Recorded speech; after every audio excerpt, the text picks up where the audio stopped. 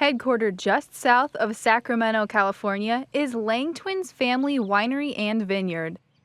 Dating back 4 generations, the original vineyard was planted just prior to the beginning of Prohibition in 1917. The first generation of these Central Valley vintners began with Lang's great-grandfather, who actually started with 135 acres of watermelons in the Lodi area.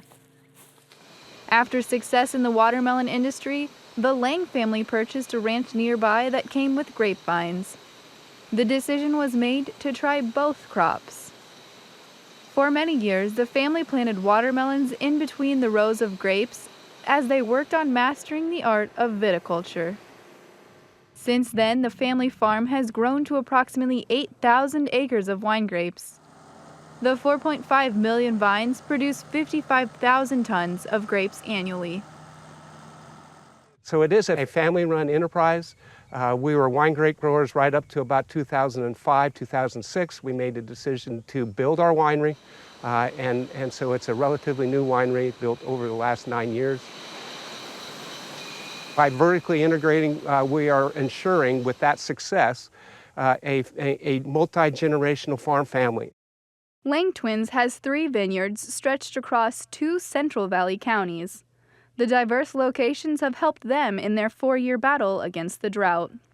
The last few years, 3 years, we've not had those heavy spring rains that we typically have.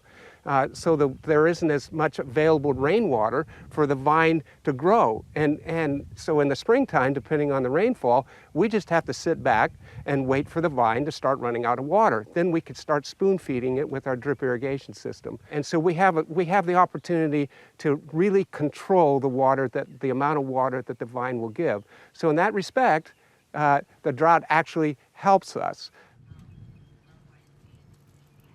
According to a study done by the University of California, Davis, the drought has already rung up $2.7 billion in damages due to lost crops, livestock deaths, and increased payments for pumping groundwater. The white paper reveals an estimated 565,000 acres of farmland will be fallowed due to severe drought, but many viticulturists are thriving despite the harsh conditions.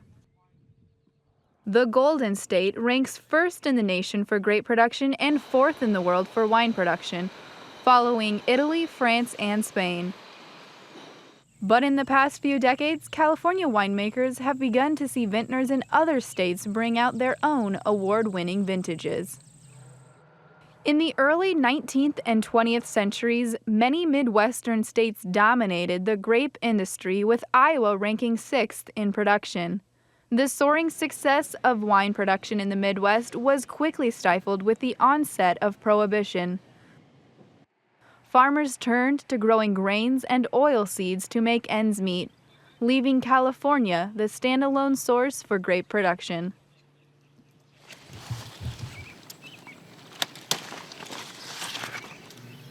Arden Creek Vineyard and Winery, located in Letts, Iowa, sprang from old family roots as well. But like Lang Twins, this endeavor started with different origins. When I was younger, my father raised tomatoes for Heinz's, when they made Heinz's 57 ketchup.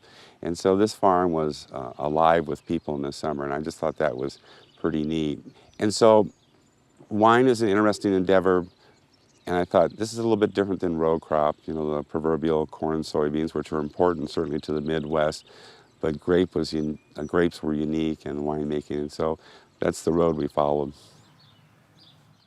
Mike and Diane Furlong, majority owners of Arden Creek, planted their first set of vines back in 2004. The couple finally finished their 4.1 acres in 2008 and opened their winery doors in 2009. Yeah, it has a little peppery. Mm-hmm. It's a little heavier, a little fuller. Oh, that's good though. This smaller-scale operation reigns on the 160-year-old family farm that has been in Mike's family for 5 generations. Both Furlongs worked off the farm for years prior to their interest in the wine industry taking root. In the house, I use unscented. Arden Creek has expanded into retail outlets throughout Iowa and is licensed to ship product to more than 20 states. But no matter how successful, competition is always present. With approximately 100 wineries in Iowa alone, competition can be a concern to owners. To compete with wineries both state and nationwide, wine producers such as Arden Creek often enter various competitions to gain credentials for their wines. We won Best Dry Red in Ankeny, Iowa at the Mid-America Wine Contest. And that, even though we sell a lot of sweet to people in Iowa, it's sort of the holy grail is to have a good dry red. And we won best, and there was 80 wineries and 12 states involved in that. In addition to competition, both nationally and statewide, Iowa vintners are constantly fighting misconceptions and stereotypes about what their flavors produce. 25 years ago, I was a wine snob, all right? I got over it, okay? I thought you needed to drink Merlot, Cabernet Sauvignon, or Chardonnay. And there's some people that you'll never dissuade from that position, and that's okay. It's a free country. However, if you're a little bit more open-minded, there are some great dry reds, dry whites, and certainly some wonderful sweet wines that are very drinkable. But you just got to realize it doesn't taste like Malbec, Merlot, or Cabernet Sauvignon. And as the heartland continues to move at full steam, vintners like Lang are more than welcoming towards Midwest competition. We see them introducing wine to people that never have had wine before. And over time, they're just helping not only themselves, but they're helping us. So we embrace the development of the wine industry throughout the states. And we absolutely don't see them as competitors, but as enhancing and enabling us to have more success in the marketplace. For Market to Market, I'm Delaney Howell.